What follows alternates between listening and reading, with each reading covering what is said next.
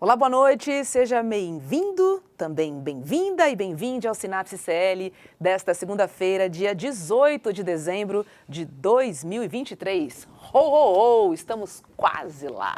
Chegou o Natal, acabou o ano, gente, passou rápido. Boa noite, Hobbs, boa noite para nossa comunidade linda. É isso aí, vamos lá, porque hoje tá muito especial. Vamos filosofar? Bora. Da maneira mais ampla possível, porque vem aí uma fera. Seja muito bem-vindo, Renato Nogueira, que é filósofo, escritor, professor da UFRRJ, que é a Universidade Federal Rural do Rio de Janeiro, que fica em Seropédica, terra da minha esposa Zazá. Um beijo para você e um beijo para você, Renato. Seja bem-vindo ao Sinapse. Boa noite, Roberta, Rob, César, gente querida aqui do Sinapse. Muito obrigado por esse convite. Muito obrigado. Boa noite. Obrigado, Renato. Um prazer te receber. Vamos lá. Vamos lá, vamos começar falando sobre afetos, né? Porque eu queria conversar com você, Renato, de que maneira que o medo e a esperança influenciam toda essa dinâmica atual aí das políticas sociais, né? E como que esses fatos moldam, né, as ações individuais e também coletivas, ou seja, as ações em grupo. O medo e a esperança são marcadores políticos muito presentes na modernidade, né? Lembrando do Spinoza, né, o filósofo Spinoza, que fala do medo e da esperança, né, como esses marcadores, mas eu gosto também de trazer aqui autoras e autores como Mãe Estela de Oxóssi, como o Antônio Bispo dos Santos, Nego Bispo, falecido e ancestralizou em 2023. Gosto de pensar com Ailton Krenak, que o medo é um afeto, então as sociedades são circuitos de afetos, e cada sociedade ela está dentro de uma atmosfera cultural.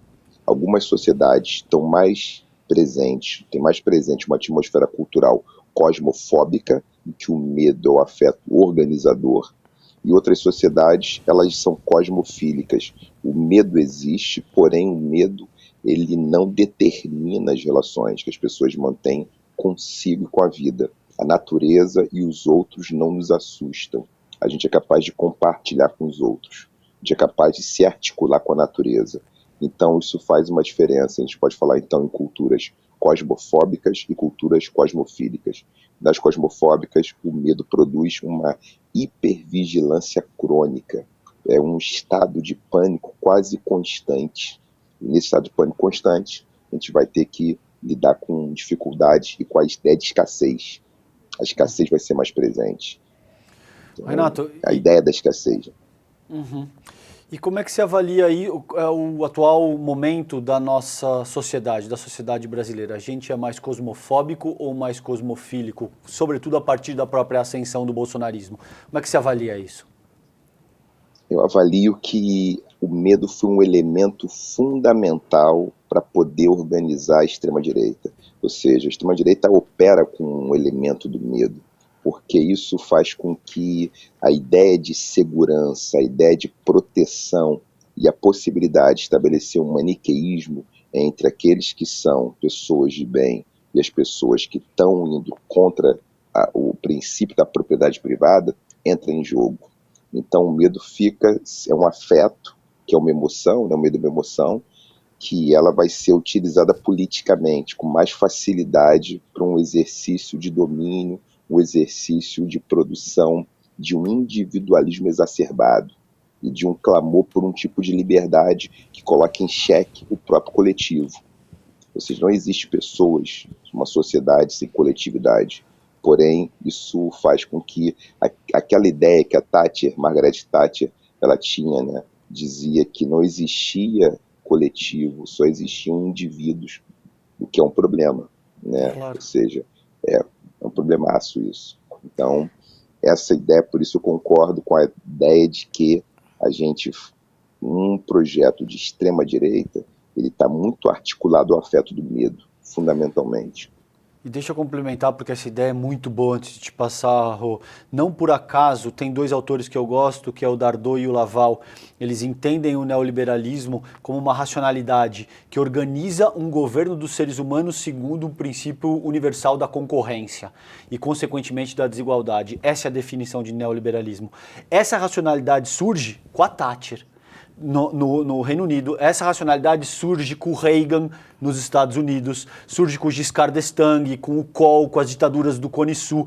E o que a gente vive hoje, tanto em termos ambientais quanto em termos societários da ascensão de grupos de extrema-direita em diferentes partes do mundo, é o resultado desse processo ao qual o professor Renato se refere, que tem a sua agudização ali na década de 80 com a Tati. Não, é muito bacana o que você trouxe, César. E aí, nessa onda, filosoficamente falando, né, se o medo gera pânico, pensando já e trazendo redes sociais para cá também, que potencializam esse pânico, como é que a gente faz para balancear isso? Onde é que entra a esquerda? Qual é o contraponto eficaz para isso, Nogueira?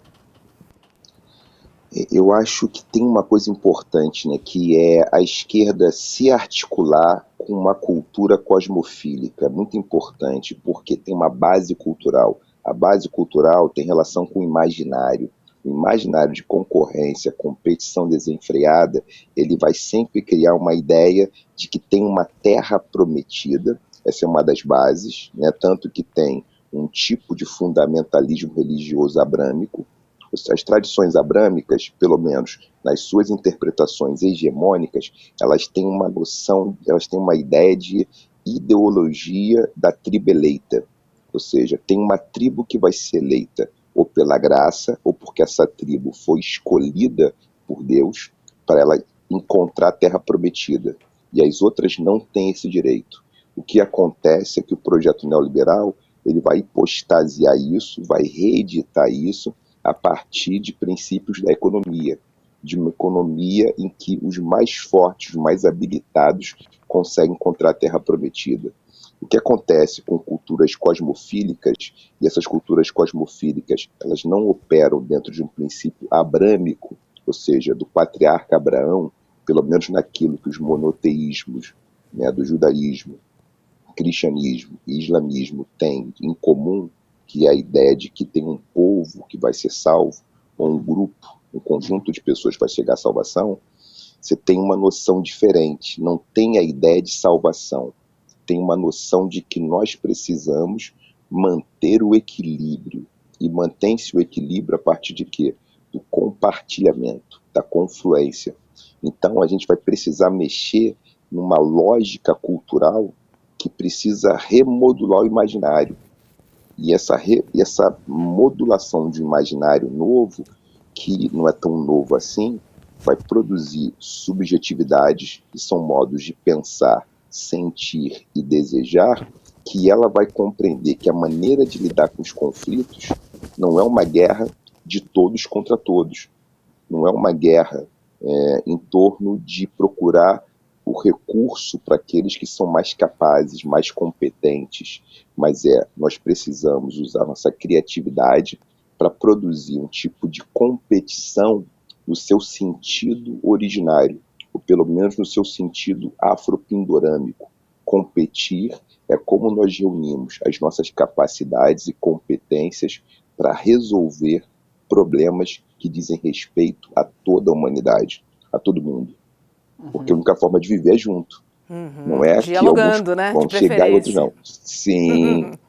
E aí não é o princípio mais abrâmico. Que o princípio abrâmico, então pensando Abraão como, né, essa referência ou esse modelo que está ali, né, tem uma terra prometida, tem uma Canaã, tem um lugar que só alguns podem chegar.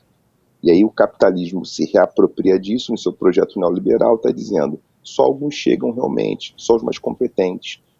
Mas aí quando só alguns chegam, muitos têm que ficar para trás. E esse é um problema. E aí a gente acaba institucionalizando uma disputa acirrada. Isso que, né, Roberta falou, que o César comentou agora, de uma concorrência, né, completa, porque tem que chegar na frente, só alguns podem triunfar. E os princípios de algumas culturas tradicionais africanas e de povos originários são princípios cosmológicos da roda. E na roda, diferente da ideia de linha, a gente pode falar assim, né, em figuras geométricas mais presentes nas culturas, a cultura cosmofílica ela é mais do círculo e da roda do que da linha. A linha separa, tem o réu, tem o juiz, tem o acusado, e na roda, todos podem entrar na roda, entra e sai, brinca, dança, conversa, aprende, troca, uma outra experiência. Os conflitos continuam existindo, mas os conflitos não são uma questão de vida e morte, porque a vida fica sempre em primeiro plano. Isso muda. São biofílicos também, os contextos cosmofílicos. Ah, né? Maravilhosa. Quanto mais. Isso muda tudo, né? Pensar numa roda faz todo sentido, né? Assim, e como a gente perdeu isso, né, Nogueira e César? É impressionante, porque, de fato, o nosso valor, ele mudou completamente, né? O que faz sentido hoje não tem nenhuma importância numa roda, na verdade, né? E aí a gente traz o capitalismo, a gente traz o medo e a esperança cada vez mais distante, né? É uma inversão total de papéis, de valores, de importâncias. E o que eu trago para o debate aqui com vocês, que eu gostaria de contribuir, é o seguinte: você sabe que eu trabalho com a categoria de elitismo histórico e cultural. Uhum. E, a meu ver, isso começa, sobretudo, com as grandes navegações, quando a gente decide racializar as pessoas para transformá-las em mercadoria, e você tem pensadores, entre aspas, de alguma forma, europeus como Turgot, como Adam Smith, como pessoas que estabelecem essa racionalidade linear a qual o professor Renato se refere. No sentido de te dizer, o desenvolvimento humano parte de selvagens, passa por bárbaros até chegar em civilizados bárbaros, que somos nós. Mas você vê que até hoje, Robbins, e por que semântica é importante na forma como a gente organiza o nosso léxico? Porque quando a gente quer desumanizar alguém, a gente chama de selvagem, a gente chama de bárbaro, a gente chama de terrorista, entende? Então, esse elemento de segregação, essa força social que é utilizada para classificar as pessoas como inferiores ou superiores, tem como premissa elementar esse argumento que o professor Renato acabou de salientar, que é enxergar o desenvolvimento humano e a sociedade humana de uma forma muito linear. Daí, e aí eu passo para ti, professor, o que eu acho importante a gente trabalhar aqui, também não quero perder essa chance, a importância de trabalhar com filosofia. Porque quando a gente fala de filosofia, as pessoas tendem a assumir que é algo chato, sisudo, distante da realidade cotidiana da vida delas, né? Eu gostaria que você falasse um pouco disso, professor Renato, por favor. Qual é a importância da filosofia no sentido de compreender o mundo que nos cerca? A filosofia é um exercício humano necessário. Eu, inclusive, sou um dos que defende, né, de que a hipótese de que a filosofia não surgiu na Grécia, né? A gente tem textos filosóficos mais antigos que os gregos no continente africano, no Kemet, por exemplo. Então, isso é uma coisa importante. Filosofia é um exercício humano que vai refletir sobre questões fundamentais. Você falou do Turgot, falou do Adam Smith, importantíssimo essas noções de tempo linear e de uma história que se desenvolve, ela entra em choque, por exemplo, com autores como Orunmila, por exemplo, e Tarhotep, que compreendem o tempo como uma espiral, onde o passado, o presente e o futuro, eles não se relacionam dessa maneira como está ali pensado na base do pensamento Turgot, de Adam Smith, por exemplo, que estão pensando uma evolução. Então, tem um provérbio, por exemplo, na cultura iorubá, da filosofia de Ifá, que diz, né, ele tem um personagem da cosmogonia, que é Exu, e se diz: Exu matou um pássaro ontem com a pedra que arremessou hoje. É uma ação do presente que interfere no passado. Ou seja, o passado, o presente e o futuro, eles não têm essa relação que tem que a modernidade europeia ocidental proclama. Do passado vai para o presente, do presente vai para o futuro. Não. Uma ação presente, ela pode ocasionar um resultado no passado. Isso muda a lógica da relação com as coisas. Isso muda a relação que se tem. Por exemplo, Em filosofias africanas tradicionais, em filosofias de povos originários, por exemplo, a gente pode falar em uma extensão do conceito de sujeito para seres que não são viventes humanos. Então, quando o Ailton Krenak fala que o rio Uatu é o avô do povo Krenak, ele está dizendo que o rio tem desejo e intenção. Quando o Mogobe Ramose, que é um filósofo africano, que ele está discutindo a parte da filosofia Ubuntu, ele fala de um polidiálogo, a expressão que ele usa é para dizer que nós, viventes humanos, somos capazes de conversar com viventes de outras espécies, porque nós somos capazes de compreender os desejos, as intenções de outros seres. Então, a gente pode conversar com o rio e compreender que o rio não quer ter a sua rota, a sua nascente modificada, porque isso vai ter impacto para outros viventes. Então, não é uma fantasia, mas é fazer um polidiálogo, que é a expressão que o Mogobe Ramose usa, é nós sermos capazes de conversar com outros sujeitos, com outros seres. Então, quando um povo guarani chama um rio de Iara, ou quando o povo iorubá chama um rio de Oxum, chama um rio de Iemanjá, isso quer dizer que o rio ele tem vontade e desejo, e ele tem um sujeito com o qual nós vamos dialogar, para a gente poder organizar nossa vida social, a nossa comunidade. Então, não tem uma objetificação da natureza. Então, tem filosofias que não objetificam a natureza, mas, pelo contrário, elas compreendem que outros seres naturais, eles também são sujeitos, e que nós temos que respeitar os limites dos desejos desses sujeitos. A gente não é o dono, a gente não é um ser feito. Então, essa é uma diferença fundamental, né? Porque a filosofia da religião, o pensamento religioso judaico-cristão, abrâmico, o homem, o ser humano, isso fala-se homem, né? O que é um outro problema. O ser humano é feito à imagem e semelhança de Deus. E ele perde a semelhança pelo pecado original. E tem que tentar recuperar essa semelhança. Nas cosmogonias não abrâmicas, cosmogonias de povos orientais, africanos, indígenas, não tem um pecado original para fundar nossa relação com o mundo. Então a relação com o mundo se dá de uma outra maneira.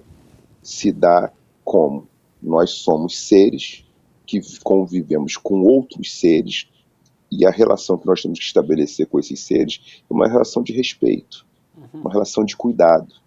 A natureza não é um mercado, um supermercado que a gente vai lá e pega o que a gente quer. Na gôndola, vai lá, vou comprar o que hoje? Comprar biscoito, comprar refresco. Não, não é isso não. Pegar bauxita, urânio, o que precisa, não é assim. Tem que perguntar primeiro, tem que fazer um polidiálogo. Eu acho que se a gente tiver um movimento progressista de esquerda que comece a conversar com essas tecnologias culturais, isso faz muita diferença. Eu estou aqui fazendo uma tempestade de ideias. Por exemplo, a Yoronke Oyumi é uma epistemóloga que ela vai dizer que na cultura iorubá, no livro A Invenção das Mulheres, em outras culturas, tantas culturas, as crianças não tinham pronome de gênero. As pessoas só tinham gênero na idade adulta. Ela faz uma formulação em torno disso. Né? Isso só começa a existir, os pronomes eram neutros. O pronome para que a gente chama de rei, rainha, era governante, a pessoa que governava. Eram pronomes neutros. É com a colonização que esses pronomes eles vão sendo generificados, não eram antes. Então, quem quiser ver matéria sobre isso, leia A Invenção das Mulheres, o Yoronke Oyumi. Ela explica isso. Então, isso muda de figura. Era uma outra relação. A gente completamente pega povos como os guaranis, que estão aqui perto da gente, onde não tinha feminicídio, porque tem um ritual para que os meninos possam se relacionar com as suas frustrações. Eu estou aqui interpretando, né? A minha fonte é Sandra Benite, minha professora de Guarani, Sandra Benite, e que vai explicar, né, isso muito bem. Quando um garoto entra na fase que a gente chama de adolescência, ele passa por um ritual. E tem alguns povos bantus que têm o mesmo ritual. Isso faz com que esses homens, porque nessas culturas, nessas cosmogonias, os homens têm sangue quente, mulheres têm sangue frio. Ou seja, mulheres são mais racionais, homens são mais esquentados, são mais emocionados. Então, os homens, diante de uma frustração, podem responder com violência. Então, os rituais, eles servem para que os homens se equilibrem e que o seu sangue não fique destemperado. Então, você vai ter guerreiros como os Zulus que passam por rituais de masculinidade. Isso faz com que a relação que eles tenham com as mulheres não passe por um imaginário masculinista, que é muito presente nas culturas, na cultura da extrema-direita, né? Que as masculinidades, os homens se afirmam por uma força, por um tipo de natureza, onde a testosterona afirma o que eles são. Isso, entendeu? É bom fazer um ritual guarani, um ritual zulu, que se aprende. Vou dar um exemplo aqui, né? Estou aqui, tempestade de ideias, povo da Gara. O povo da Gara fica em Burkina Faso. O povo da Gara, as pessoas casam com pessoas. Mas se um homem casar com uma mulher, ele tem que fazer um ritual para aprender a lidar com o próprio choro, para poder aprender a lidar com aquilo que eles chamam de uma energia em que ele vai poder se comunicar melhor com a mulher, e a mulher também. Então, se você casa com uma pessoa, né, do sexo oposto, uma relação heteroafetiva, tem um ritual específico para isso. Você pode encontrar isso num livro da Sobon Fusomé, chamado Espírito da Intimidade, uma grande mestra, né, pessoa que me ensinou muito na minha vida. Então, né, uma filósofa, psicóloga burkinense, né, mas que não está muito nas referências, né, dos textos, né, das referências dos textos da academia. Eu levo para a sala de aula, né, a Sobon Fusomé quando eu posso, a depender da disciplina que eu dou, porque ela fala, não, peraí, a gente faz isso aqui, isso faz muita diferença. Então, acho que para falar de política tem que falar de cultura. Falar de cultura, como algumas culturas nos ajudam a sustentar outro tipo de relação. Nossa, total, porque eu fico lembrando, né, das aulas tradicionais de filosofia que muitos de nós tivemos, né, sem qualquer menção, né, à filosofia africana, à filosofia dos povos originários. Isso tem mudado nas academias? Você tem sentido que hoje, né, enfim, com a ajuda, inclusive, das redes sociais, essas filosofias que foram apagadas, porque eu posso dizer sim que elas foram apagadas, porque é praticamente como se elas não existissem, mas você tem sentido hoje, Nogueira, que há uma incorporação, pelo menos uma vontade em entender a pluralidade dessas filosofias? Porque aí que está a reflexão, né, pelo diferente, pelo contraditório. Eu acho muito importante enriquecer o repertório. O papel da filosofia é justamente ter um repertório mais amplo. Então, por exemplo, você tem textos de Ptah-hotep. Ptah-hotep, ele escreveu, a gente tem os papiros, né, no Museu Britânico com os textos de Ptah-hotep. E ele falava de Heket. Heket é um termo para a filosofia. O Teófilo Obenga, um egiptólogo, né, africano, vai explicar isso aqui. Heket é o termo que se usava para falar de filosofia. Então, eu acho que tem mais gente fazendo isso. Né, no meu tempo, né, eu fiz graduação nos anos 90, né, depois fui para o mestrado, depois fui para o doutorado, já estava escrevendo tese de doutorado na virada, né, dos fins do século XX para o XXI, início do século XXI. Meu orientador falou o seguinte comigo, né, falou, no momento não debata isso, no futuro você debate isso. Se você debater isso agora, sua tese vai ser nem aprovada. Depois se debate esse assunto, em algum momento. Era outro momento, 2001, né, eu estava entrando no doutorado, não tinha contexto, conjuntura para esse debate. Hoje já tem. Hoje a gente já encontra os textos, a gente já tem um material da Sophie Onuolé, que ela faz um estudo comparativo entre Sócrates e Orunmila.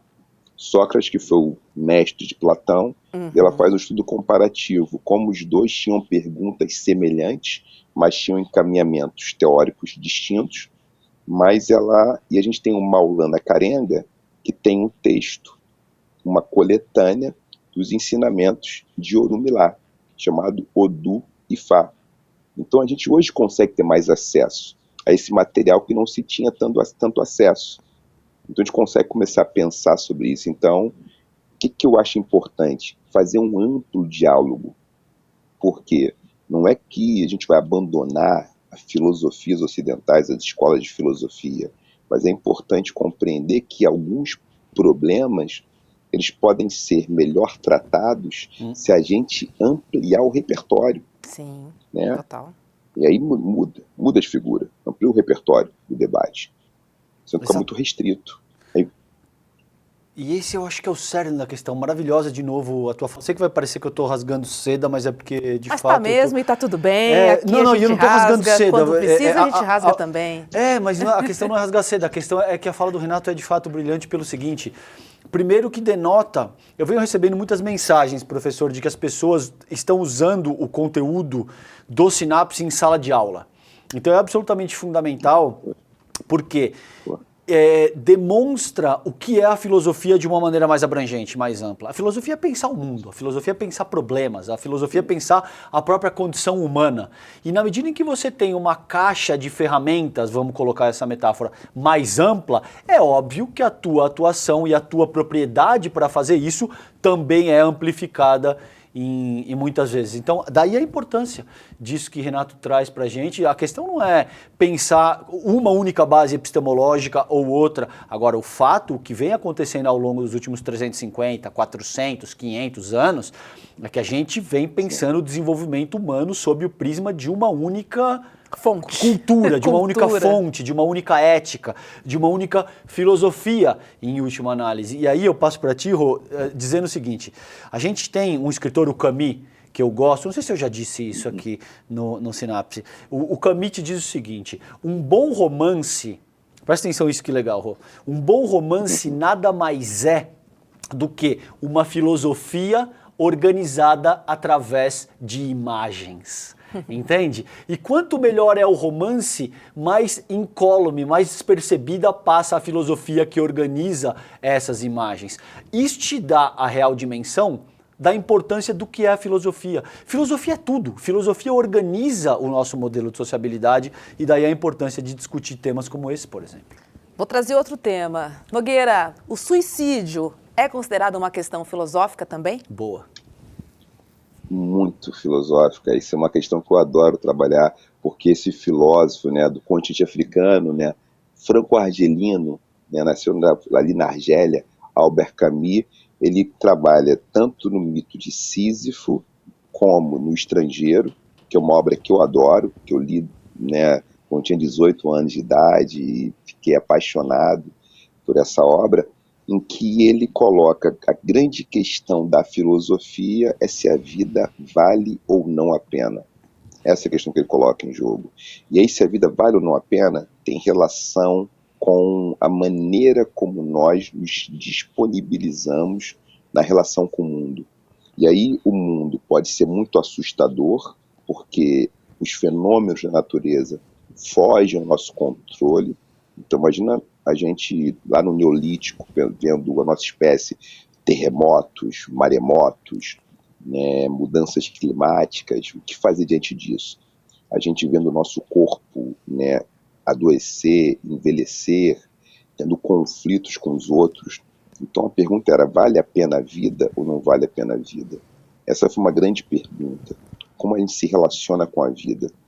E o que acontece é que algumas filosofias, algumas escolas de filosofia, diante deste desafio, elas vão dizer o seguinte, a vida tem conflitos, a vida tem solidão, tem tristeza, mas a maneira de lidar com isso é como somos capazes de reconhecer a nossa interdependência e como somos capazes de carregar os nossos recursos, o que nós temos, e aqueles que convivem conosco, em função de tornar esse território que a gente habita melhor, para a gente poder compartilhar melhor nossa vida, para poder confluir. E aí tem um conceito que o Nego Bispo usa, essas filosofias se aproximam em certa medida, que é a fala de confluência, que tem a ver com a gente compartilhar o que é melhor para a nossa existência. Como nós somos capazes de fazer isso, ou seja, isso faz uma diferença. E aí o bispo fala, isso é ser contracolonial. O Nego Bispo propõe uma contracolonização. porque ele coloca que o fenômeno da colonização, ele está compreendendo isso, faz toda a diferença, né? Então, a gente pensar o sistema mundo hoje, norte e sul global, e pensar os estudos decoloniais, pós-coloniais, o que eles percebem em comum é que as navegações marítimas, a chegada de europeus em outros continentes, ela organizou o sistema de uma tal maneira que teve escravização, teve genocídio, teve uma maneira de acumulação de capital brutal, de transformação de alguns corpos em corpos ferramentas, uma racialização negativa que fez com que alguns se tornassem mais humanos e outros fossem menos humanos. Nessa linha, né, de uma certa evolução, né, quem são aqueles que se aproximam mais de uma humanidade devida? E isso foi criando castas, né, e situações de humanos de primeira classe, alguns que nem tinham direito a ser humanos. Foi feita uma desumanização sistemática, que foi fundamental para poder justamente oprimir, para poder subjugar. Então, esse é um grande desafio. Na tua pergunta sobre o suicídio, em sociedades que a gente pode ter mais bem-estar, onde a gente pode resolver os conflitos de uma forma mais organizada, a gente vai conseguir diminuir ou impedir esse ímpeto de desvalorização da vida. E essa é uma questão. Porque, ou seja, a vida não pode valer menos que o dinheiro. Não tem como. Esse é um problema. Esse é um problema gravíssimo. Quando a vida vale menos que o dinheiro, a vida não vale mais nada. Um corpo pode ser subjugado, pode ser tripudiado, e a gente acaba criando uma desumanização sistemática, uma relação com o outro que é de pura utilização. Esse é um problema. Então, não está falando de anjos ou demônios, estamos a falar de pessoas, mas pessoas que conseguem se organizar, porque o que nós temos de criatividade, capacidade tecnológica, a gente, por exemplo, no Brasil, a gente consegue sim ter uma sociedade sem miséria. Sem Somos fome, capazes de fazer isso. inclusive, né? Sem fome, sem fome, com acesso a ter saúde básica, à educação, né, a lazer. Somos capazes de fazer isso. Agora, por que não conseguimos fazer? Porque tem uma mentalidade que faz muita diferença. Essa mentalidade neoliberal, e eu gosto de pensar no neoliberalismo, tanto ali marcado pelo consenso de Washington, no final dos anos 80, né, que vai dar os marcos fiscais para os países em desenvolvimento, mas gosto de pensar o neoliberalismo do ponto de vista de uma psicologia social, como essa mentalidade de uma descartabilidade do humano. Porque se o liberalismo, em certa medida, criava obsolescência programada, lá na década de 20, nos anos 20, no século XX, as lâmpadas tinham que ter menos tempo de vida para poder vender mais lâmpada, né? Essa caricatura, né, do liberalismo, vamos customizar os produtos. O neoliberalismo fala, a vida não tem mais valor. Um corpo pode ser tratado como coisa. E a tese do Mbembe faz muito sentido, né? O projeto neoliberal é uma reedição da escravização negra. Total. E quando ele não gosta, ele mata, né? Ele tira de cena. Isso. Elimina. Tira de cena. Elimina bem outro. Fala assim, ó, bota outra peça no lugar. Traga outra peça. Essa aqui não presta, traga outra peça. E isso que a gente vai ter que combater. E aí, a extrema-direita, ela flerta com isso. E tem aí também, que vocês já trataram aqui bastante, tem tratado no Sinapse, que é essa mentalidade nazifascista, né, que acaba se colando a ela, né, que esse é um grave problema, gravíssimo, né, porque beneficia muito pouca gente, beneficia ninguém no final das contas, né, beneficia mais alguns poucos.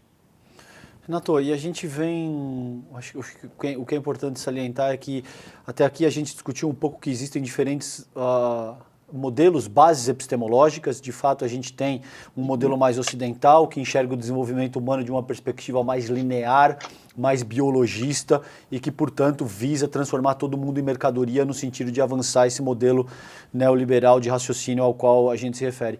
Agora, a gente tem outras bases epistemológicas possíveis que são mais atreladas aos nossos povos originários, sobre os povos africanos, e a gente não vê isso, me corrija se eu estiver errado, mas a gente não vê esses pensadores, esses filósofos negros ou indígenas sendo trabalhados com a mínima recorrência nas nossas escolas. Né? Quase nada, né? Para não dizer inexistente. Pelo menos na minha época, inexistente. Na minha também. Como é que está isso hoje e quem que você ressaltaria como os principais filósofos, para as pessoas que nos assistem nesse momento, os principais filósofos negros, africanos, que devem ser estudados e devem ser apreciados no sentido de compreender essa outra proposta de base epistemológica a qual você discorreu um pouco aqui no Sinapse? Atenção, audiência, papel e caneta na mão, porque exato. Vem referência boa por aí, vai lá. Exato, essa é precisamente o meu objetivo precípuo aqui, é exatamente isso.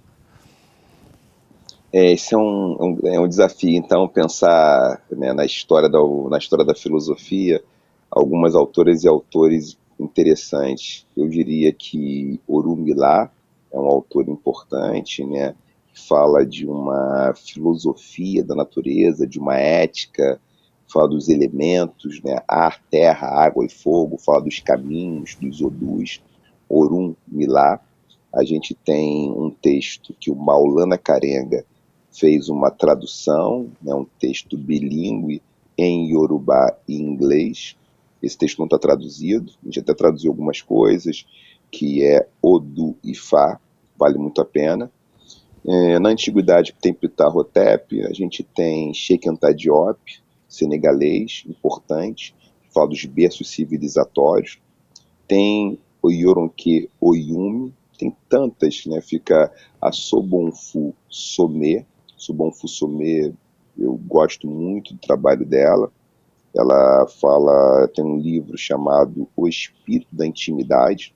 Vocês podem fazer um Google que tem um trabalho dela ali. Eu gosto de um pensador que ele é da economia política, que é o Feuine Sarr. A N-1, né, falando aqui, N-1 fez a tradução de um trabalho dele chamado Afrotopia, em que ele fala de uma filosofia da economia a partir de pressupostos africanos tradicionais, e aí ele vai discutir o ecomito do desenvolvimento. Ele faz uma crítica à ideia de desenvolvimento. E aí nessa crítica ele vai propor uma política econômica, uma economia que não se organiza necessariamente pela ideia de desenvolvimento como a gente entende, porque não está brigando com a noção de crescimento, mas desenvolvimento da maneira como a modernidade, né, produziu. Então, é uma lista longa, né? Eu tenho um livro chamado Ensino de Filosofia e a Lei 10.639. Eu procuro trazer nesse livro algumas autoras e autores. É um livro que fala da obrigatoriedade de incorporar os conteúdos de história e cultura afro-brasileira e africana na disciplina área de filosofia. E aí eu vou trazendo alguns comentários, algumas autoras e autores para fazer esse debate. Marimba Bani, então, que é uma autora bem interessante também. Estou aqui pensando tantas autoras e autores, vou escapar alguém, né? Vai ficar alguém de fora. Esse é um problema, assim, aqui pensando de cabeça. Mas essas autoras e autores ajudam muito. Ptah Hotep, a Menemope. A Menemope é um autor interessante para as aulas de filosofia do ensino médio, porque é um autor que ele vai explicar, vai falar, o coração é o órgão responsável pelo pensamento, pelas emoções e pelo aquilo que a gente pode traduzir como personalidade ou caráter. Então, o pensamento é um ato cardíaco. Então, a Menemope, ele está escrevendo ali, né? Ele está falando isso ali séculos antes de Cristo, né? Está ali na antiguidade. e ele vai justamente falar do pensar como um ato cardíaco. Então, é um autor bem interessante.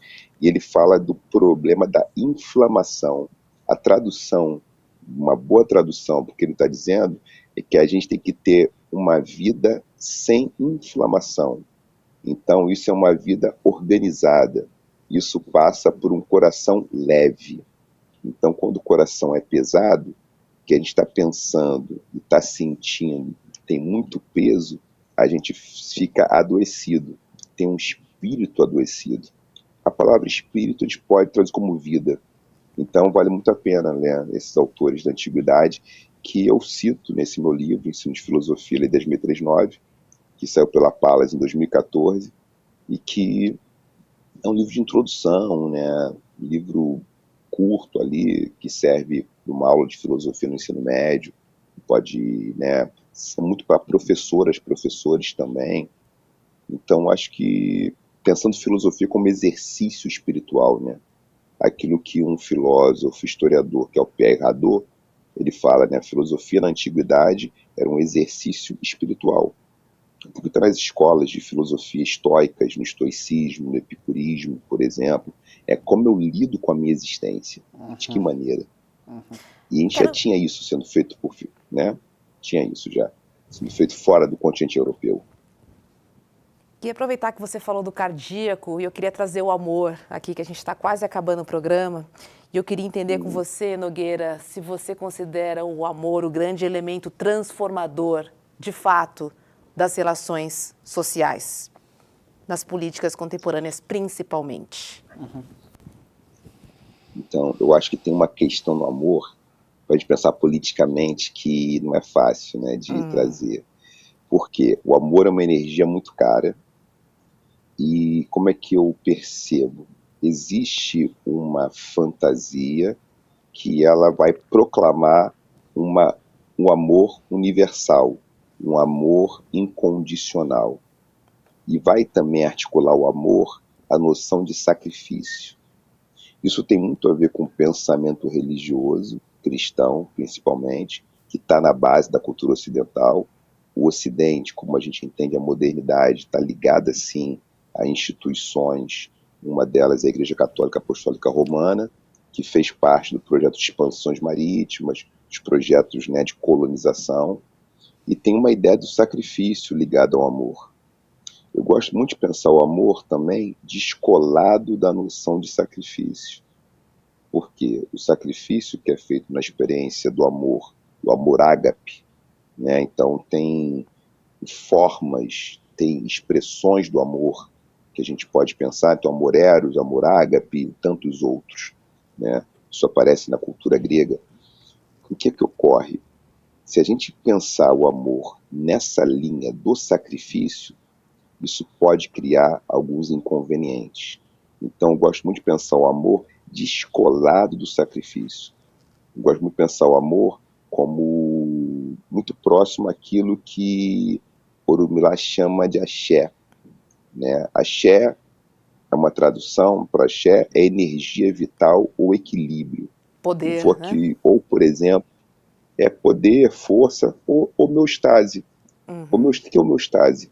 Homeostase tem a ver com equilíbrio na fisiologia. Se eu estou com frio, eu vou tremer para aquecer. Se eu estou com calor, eu vou ficar suado para poder esfriar a temperatura. Então, o amor, ele é um afeto, a definição que eu tenho usado, né? Isso está num dos meus textos, um afeto catalisador de bem-estar. O amor é um afeto, entre outros afetos, mas que ele ajuda a gente a se organizar. Mas que ele não é incondicional, que ele não é infinito, que ele não é uma energia que eu posso trocar o tempo inteiro com todo mundo. E aí, qual o problema? A fantasia do amor universal, ela produz justamente pessoas ou grupos políticos que estão dizendo, a gente quer amar todo mundo, nós amamos a todos, eu amo ao próximo como a mim mesmo, mas as práticas daqueles que estão proclamando o amor universal, elas muitas vezes são práticas discriminatórias, práticas que vão dizer o seguinte, eu amo o pecador, mas não quero amar o pecado do pecador. Não tem essas frases que existem, aparecem? Sim. Vocês já ouviram essas frases? Sim. Quando a gente fala de sexualidade, diversidade sexual, então você não quer aceitar o desejo do outro? Como é que é isso? Então você proclama amor, mas tem uma forma de ser que é correta. Sim. Então, eu acho que o amor, quando ele entra nessa fantasia, ele se transforma num risco. Então, que tipo de amor nós estamos a falar? Eu quero pensar um amor humano, um amor com limite, um amor que pode, inclusive, dizer: eu não posso amar tudo e todos com a mesma intensidade e o tempo todo. Não há problema em amar todo mundo, mas é fundamental respeitar todas as pessoas.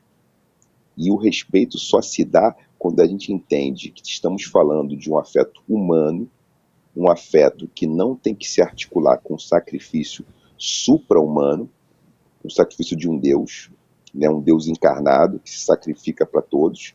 E aí eu acho que a gente vai ter que pensar de que maneira o pensamento religioso ele se articula com o pensamento político e econômico, de que maneira ele se articula com isso, e repensar e fazer uma desvinculação ou trazer outras bases epistemológicas para a gente pensar isso, e aí falar de um amor que é muito mais humano, de um amor que não está pelo sacrifício, de um amor que respeita o desejo do outro, de um amor que diz assim: eu gosto mais disso, não gosto daquilo, mas respeito todos os outros, mas não que não tenha um juízo, não tenha um juízo da monocultura. Eu acho que isso é uma coisa importante. O amor não pode se operar através da monocultura. A monocultura, ela é uma forma de organização, inclusive, que ela serve a fins de exploração da terra, que vai empobrecer a terra. A terra descartar. Então tem um paralelo. Sim. Exatamente. Eu gosto muito da Geni Nunes, né? A Geni Nunes é uma psicóloga guarani que é muito interessante, né? Que ela fala dessa discussão de outras formas de amor, né? E ela critica as formas monoculturas do amor, e eu acho que isso também pode nos ajudar. Vou dar aqui um exemplo aqui falando sobre amor.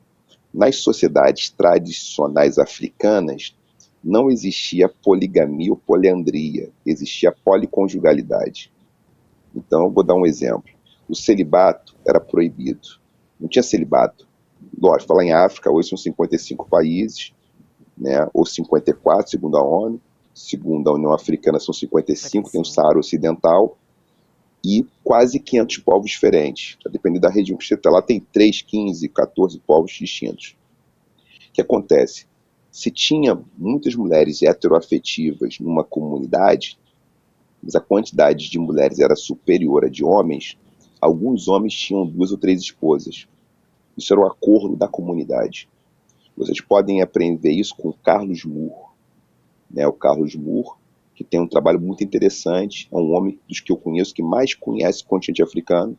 Eu conheci o Carlos Moore em 2007, ele viveu em muitos países do continente africano, um antropólogo, um sociólogo de mão cheia, e aí eu conversando com ele, com outras pessoas do continente, o que acontecia? Então tinham mulheres que tinham 2 ou 3 maridos, porque tinham poucas mulheres disponíveis, tinham mulheres com uma esposa e um esposo.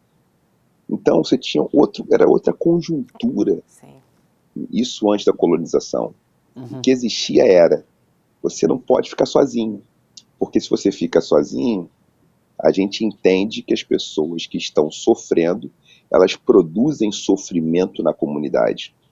Então não ter uma relação amorosa é você ter falta de alguma coisa. Então a comunidade faz um arranjo para que você não fique só. Isso que estava em jogo. Então vocês podem procurar material sobre isso. Eu, no meu livro Porque Amamos, eu dou algumas referências, por exemplo, o povo Odabi. O povo Odabi, como é que isso funciona entre o povo Odabi? Como é que isso funcionava entre os Yorubais, antigamente, antes da colonização? Então você tinha policonjugalidade. Você tinha famílias policonjugais a depender das necessidades. Não podia ficar ninguém sobrando. E aí a gente vê a importância do coletivo nessa configuração, né? É realmente uma roda que olha de fora para o centro, né? Fica muito claro você trazer esse exemplo dos casais, da formação dos casais. Renato Nogueira, ficaríamos aqui a noite toda filosofando com você. E o programa passou, ó, voando. Volte logo. Temos que marcar uma outra gente, dessa. A gente vai ser um prazer e assim, a gente falando desse tema tão importante, eu fico pensando, precisamos de bases epistemológicas para políticas progressistas.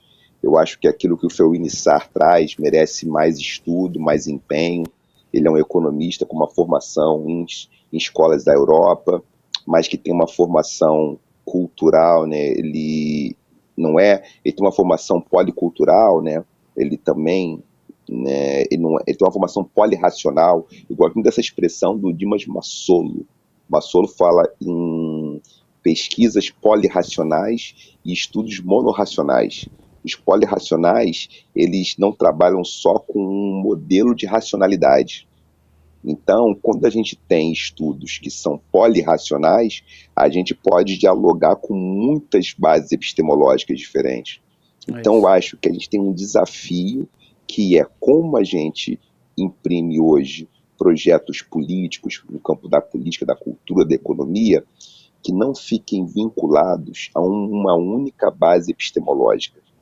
Porque a gente vai poder ampliar o nosso repertório. Isso é um desafio. Por quê? Extrema-direita tem uma base só, monocultura. Né? Essas bases é monocultura. Tem aquela expressão, né? Deus, pátria e família. Não tem expressão que se usava, né? A gente aqui pensando. Que é isso, né? Uma base cultural que é única. Então, como a gente cria outras bases para poder fazer um outro encaminhamento? Eu acho que a gente vai precisar aprender, e eu quero dedicar a minha fala de Fernandinha no programa ao Nego Bispo, que é uma pessoa que vinha à minha casa, uma pessoa com quem eu tive convívio, chance de conviver com o Nego Bispo, e que um intelectual que não teve realmente, eu acho, não se teve a dimensão de quem era o bispo, porque ele foi um dos pensadores mais brilhantes que eu pude conhecer, né? Porque ele trouxe essa discussão a partir do pensamento da cultura quilombola. Que bacana, né? Renato. Então, então, queria dedicar ao Nego Bispo aí. Bispo, meu mestre, muito obrigado, que faleceu, né, recentemente, Meus agora sentimentos, em dezembro de 2023. Meus sentimentos então, pela tua perda, obrigado. Vocês chegaram a conhecê-lo. Sim. Chegaram a conhecer o Bispo, chegaram a conhecer o trabalho dele, então é muito. O trabalho dele sim, potente. pessoalmente não, mas de fato vivemos num país em que o reconhecimento vem muito tardiamente, né? Historicamente é Sim. dessa forma. Nogueira, anota na agenda para voltar aqui em 2024, Isso. Tá bom? A gente quer muito continuar esse papo. Obrigado, querido. Vai ser um prazer. Um beijo, senão eu vou ficar aqui falando o tempo todo, falar do projeto de a gente criar uma política para criar cidades quilombo, para criar estados aldeia. Eu acho que isso pode ser uma revolução. É uma discussão que a gente fazia, que eu fiz com o Bispo, eu conversei com o Daniel Munduruku, com a Sandra, com alguns indígenas. Então, assim, eu acho que isso pode ser um projeto para o futuro. 2024 a gente espera aqui no Sinapse para a gente falar sobre isso. Combinado? Um beijo, querido. Obrigado. Um beijo, obrigada. Beijo. Tchau, tchau. Tchau, tchau. Nossa, muito vai, legal. né? Vai. Só lembrando da programação do ICL, que já tá tarde, começa amanhã às 7 da manhã com o Leandro Demore, e logo depois tem ICL Notícias, primeiríssima edição.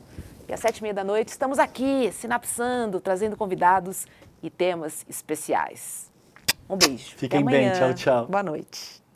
E aí, galera, tem super novidade na área. Tá vendo aqui atrás? O site do ICL Notícias está on! É isso aí, o maior jornal da internet no Brasil agora tem a sua versão portal também, com a mesma luta e a mesma independência, levando até vocês todos os dias as melhores notícias. Acesse de onde você estiver, www.iclnoticias.com.br. A gente chegou para fazer jornalismo de verdade, sem rabo preso com ninguém. Nosso compromisso com a verdade e com a mudança. Eu quero dar para vocês da nossa comunidade uma missão, um pedido de ajuda. Pega esse link e envia para todos os seus contatos do Telegram, do WhatsApp. A gente precisa fazer essa novidade chegar para todo mundo. Onde tiver notícia, o portal ICL Notícias vai estar lá, com independência e seriedade. Clica lá e mande para os seus amigos. Vambora! A revolução está só começando.